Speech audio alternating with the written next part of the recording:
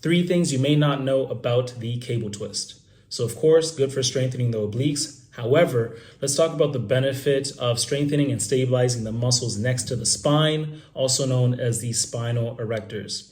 So this is a good anti-rotational tool, and it's anti-rotational because your core has to activate to fight the rotation of the cable. And this is essential for spine health, as these muscles are always counteracting the twisting happening in daily activities and some athletic movements. Number 2, this is a great functional training tool for those patterns such as swinging a bat, maybe swinging a golf club, or simply just reaching across your body to pick something up.